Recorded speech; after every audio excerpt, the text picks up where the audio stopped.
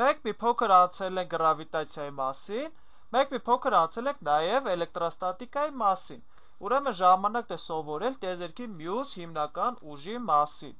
Ձգողության ուժից հետո դա մեզ ամենածանոթ երկրորդ ուժն է, եւ դա մագնիսական ուժն է, մագնիսականությունը։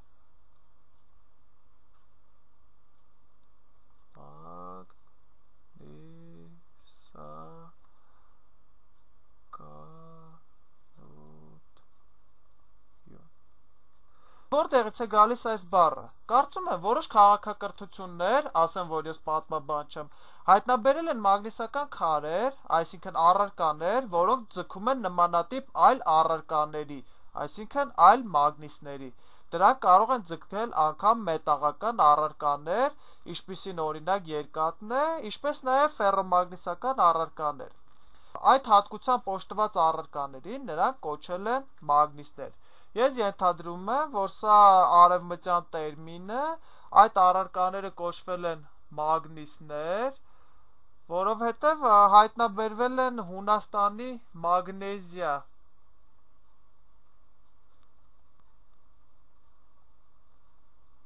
մագնեզիա մարզի շրջակայքում եւ ես իսկապես համոզված եմ, որ այնտեղ ապրող մարդիկ նույնպես կոչվել են մագնիսներ։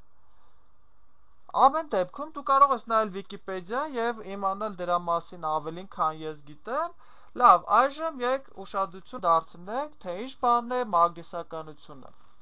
Ես կարծում եմ, որ մեզանից շատերը գոնե գործնական գիտելիքներ ունեն, թե դա ինչ է։ Մենք բոլորս խաղացել ենք մագնիսներով եւ զբաղվել կողմնացույցով։ Բայց հենց այժմ ես քեզ կբացատրեմ, թե ինչ է դա իրականում, ընդ որում բավականին խորությամբ։ Մենք կարող ենք մաթեմատիկորեն հասկանալ ու կառավարել այն եւ տեսնել, թե ինչպես է այն կապված էլեկտրականության հետ։ Մենք փաստորեն քեզ ցույց կտանք, որ էլեկտրոստատիկ ուժը եւ մագնիսական ուժը իրականում նույն բանն են, միայն թե տարբեր հաշվարկման համակարգերից դիտարկած։ Ես գիտեմ, որ այս ամենը հնչում է շատ բարդ, որովհետեւ մեր դասական նյուտոնյան աշխարհում մենք դիտարկում ենք դրանց որպես երկու տարբեր ուժեր։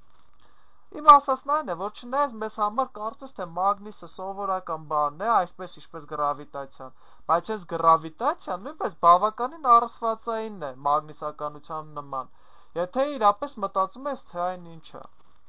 Այսպիսով, հաշվի առնելով ասվածը, եք փորձենք գոնե որոշ գործնական գիտելիք ստանալ, թե ինչպես կարող ենք վարվել մագնիսականության հետ։ Այսպես ուրեմն, մենք բոլորս ծանոթ ենք մագնիսի հետ, ահա,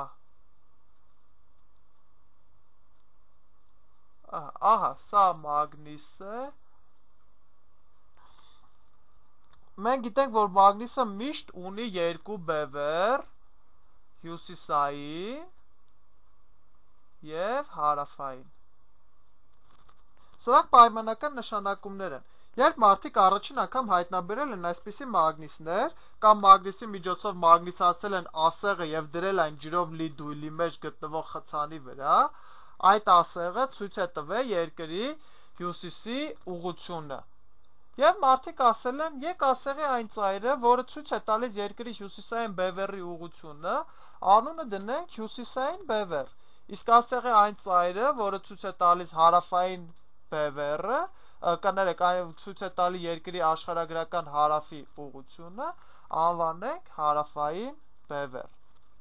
Լավ, մեկ այլ ձև կա այն նշանակելու, ունենք մագնիս, որին թույլ ենք տվել ազատորեն առանց շփման կողմնորոշվել, այդ մագնիսի այն ուղղությունը կամ այն կողմը, որն ինքն իրեն կողմնորոշվել է դեպի մեր աշխարհագրական հյուսիսը, կանվանենք հյուսիսային բևեռ, իսկ հակառակ կողմը կլինի հարավային բևեռը։ Լավ։ Մենք անվանում ենք երկրի գագաթը հյուսիսային բևեռ,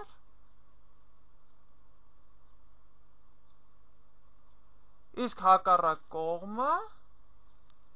անվանում ենք հարավային բևեռ։ Սա հյուսիսային բևեռն է, դու դա գիտես, եւ սա հարավային բևեռն է։ Բայց գոյություն ունի մագնիսական հյուսիսի այլ գաղափար, թե դա որտեղ է, ես ենթադրում եմ, որ դու կարող ես ասել։ դա այն տեղն է, որտեղ ցույց է տալիս կողմնացույցը, այսինքն կողմնացույցի սլաքի հյուսիսային մասը ցույց է տալիս հյուսիսային բևեռը։ Իրականում մագնիսական հյուսիսը տեղաշարժվում է երկրի ներսում շարժվող հեղուկների պատճառով, ինչպես նաև մի շարք այլ փոխազդեցությունների պատճառով, դրանք շատ բարդ փոխազդեցություններ են։ Այդուհանդերձ մագնիսական հյուսիսը իրականում գտնվում է մոտավորապես Կանադայի հյուսիսային մասում, այսպիսով մագնիսական հյուսիսային բևեռը կարող է լինել այստեղ։ Իսկ մագնիսական հարավային բևեռը ես ճշգրիտ չգիտեմ, թե որտեղ այն գտնվում, բայց այն կարծես թե մի փոքր տեղափոխված է։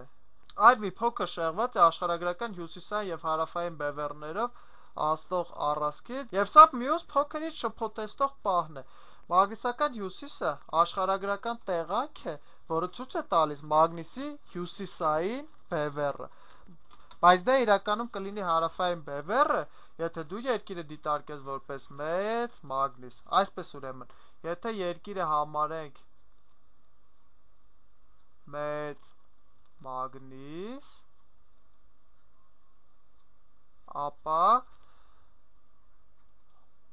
դու փաստորեն դիտարկում ես աշխարհագրական հյուսիսային բևեռը որպես մագնիսի հարավային բևեռ, իսկ աշխարհագրական հարավային բևեռը մագնիսի հյուսիսային բևեռ։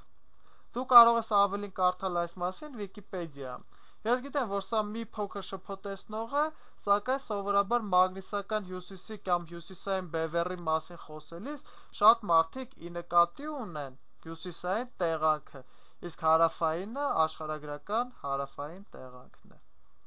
Այս տարբերությունը նշելու հիմնական պատճառը այն է, որ մենք գիտենք, որ երբ գործ ունենք մագնիսի հետ, ինչպես էլեկտրականության կամ էլեկտրաստատիկայի դեպքում, ես կասեմ հիմնական տարբերությունը եւ շատ համառոտ, հակառակ բևեռները ձգում են իրար։ Այսպիսով, եթե իմ մագնիսի այս կողմը ձգում է երկրի հյուսիսային բևեռը, ապա երկրի հյուսիսային բևեռը կամ մագնիսական հյուսիսը իրականում պետք է լինի այս մագնիսի հարավային բևեռը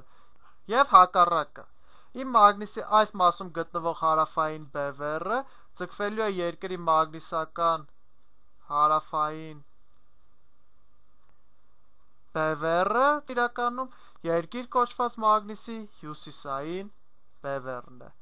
Ամեն դեպքում ես կհեռացնեմ երկիրը,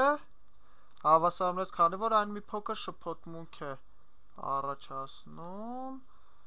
ահա կհեռացնենք նաև մագնեզիան,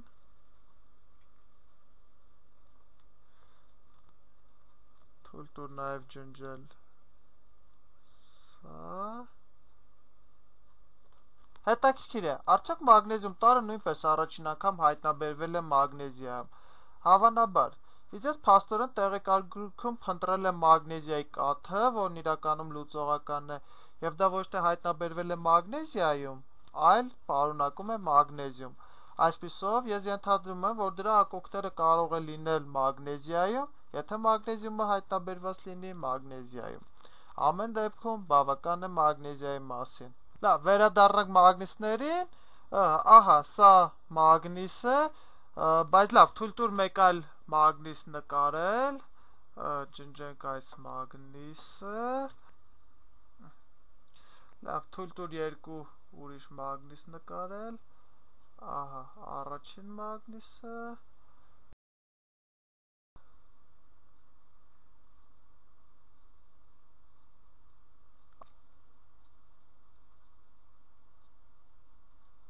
ահա երկրորդ մագնիսը, սա հյուսիսային բևեռն է, սա հարավային, սա հարավային բևեռն է, սա հյուսիսային։ Երբ մենք բոլորս երեխա ենք, փորձից լավ գիտենք, որ հյուսիսային բևեռը ձգվում է մյուս մագնիսի հարավային բևեռի կողմից։ Եվ որ մագնիսը պտտելու դեպքում այն վանվում է մյուս մագնիսի հյուսիսային բևեռի կողմից։ Այսինքն, հյուսիսային բևեռներով դեպի իրար շրջված մագնիսները վանվում են։ Հետևաբար մենք գալիս ենք այն նույն գաղափարին, որ հանգել ենք էլեկտրաստատիկայում։ Այն, որ մագնիսն իր շուրջը ստեղծում է դաշտ։ Այն ստեղծում է իր շուրջն այդ վեկտորներն այնպես, որ եթե դու դաշտում դնես այնպիսի մի բան, որի վրա դաշտը կարող է ազդել, ապա այդ ազդեցությունը կդրսևորվի ինչ-որ արդյունարար ուժի ձևով։ Բայց նախքան մագնիսական դաշտի հասկացության մեջ խորանալը, ես ցանկանում եմ նշել մի զգալի տարբերություն մագնիսականության եւ էլեկտրոստատիկայի մեջ։ Մագնիսականությունը միշտ հանդես է գալիս դիպոլի տեսքով։ Ինչ է դիպոլը։ Դա նշանակում է, որ մենք ունենք երկու բևեռ՝ հյուսիսային բևեռ եւ հարավային բևեռ։ Էլեկտրոստատիկայում դու ունես երկու լիսկ՝ դրական եւ բացասական։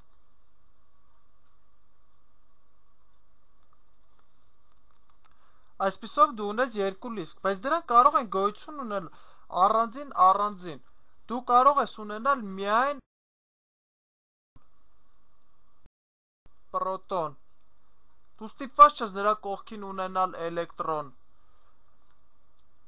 Դու կարող ես ունենալ միայն պրոտոն, եւ այն իր շուրջը կստեղծի էլեկտրական դաշտ։ Այդ դաշտի ուժագծերը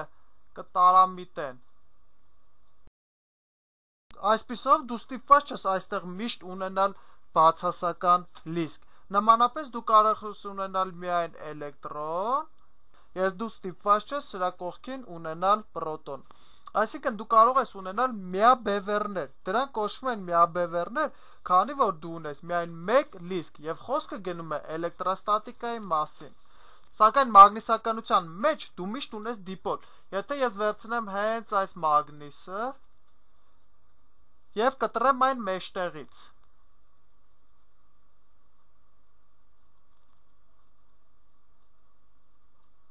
ապա ինչ-որ հրաշքով դրա երկու կեսերից յուրաքանչյուրը, ահա, այս մագնիսը եւ այս մագնիսը կվերածվեն երկբևեռ մագնիսի, որտեղ սա կլինի հարավային բևեռը, սա կլինի հյուսիսային բևեռը, սա կլինի հարավային բևեռը, սա կլինի հյուսիսային բևեռը։ Իրականում ես կարդացել եմ, որ տեսականորեն կարող է գոյություն ունենալ մագնիսական միաբևեռ, սակայն այն դեռևս չի հայտնաբերվել բնության մեջ։ Այսպիսով, բնության մեջ գոյություն ունեցող բոլոր մագնիսները երկբևեռ են։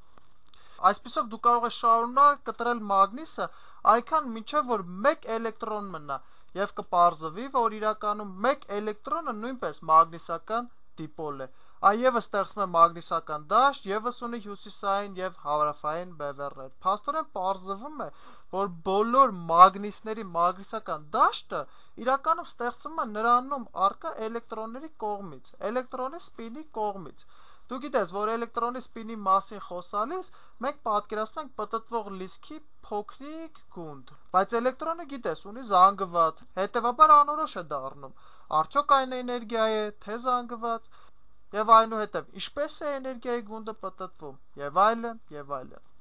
Այսպիսով այս ամենը դառնում է համարյա մետաֆիզիկական, այնպես որ ես չեմ ցանկանում շատ խորանալ դրա մեջ, անկեղծ ասած ես չեմ կարծում, որ դու կարող ես իսկապես այն ինտուիտիվ հասկանալ։ Դա մի աշխարհ է, որտեղ մենք նորմալ կերպով չենք գործում, բայց անգամ այս մեծ մագնիսների, որոնց հետ դու գործ ունես, մագնիսական դաշտը ստեղծվում է դրանց մեջ եղած էլեկտրոնների, սպիների եւ պրոտոնների շուրջը էլեկտրոնների շարժման հետևանքով։ Դե հույս ունեմ, որ ես չեմ ճնշում քեզ եւ դու կարող ես ասել՝ լավ, իսկ ինչպես է որ մետաղական ձողը երբեմն մագնիսանում է, երբեմն ոչ։ Դե երբ բոլոր էլեկտրոնները մետաղական ձողում կատարում են անկանոն պատահական շարժումներ, այդ չի մագնիսանում, քանի որ մագնիսական սպիները կամ էլեկտրոնների ստեղծած մագնիսական դաշտերը քաոսային լինելու պատճառով իրար համակշռում են, այսինքն ոչնչացնում են։ Բայց եթե դու ուղղորդես էլեկտրոնների սպիները, ինչպես նաև դրանց պտույտները, ապա դու կունենաս մագնիսացված ձող։ Ամեն դեպքում ես ավարտեցի ներածական դասը եւ հույսով եմ, որ դա քեզ մի փոքր գործնական գիտելիք տվեց այն մասին, թե ինչ է մագնիսը։ Իսկ հաջորդ վիդեոյում ես կտամ այս երևույթի բացատրությունը։ Առաջինը ես կմեկնաբանեմ մագնիսական դաշտի գաղափարը մեր տեսանկյունից, ապա կբացատրեմ, թե ինչպես է ազդում մագնիսական դաշտը մեկ էլեկտրոնի վրա, կամ ոչ թե մեկ էլեկտրոնի վրա, այլ շարժվող լիսկի վրա։ Կտեսնվենք հաջորդ վիդեոյում։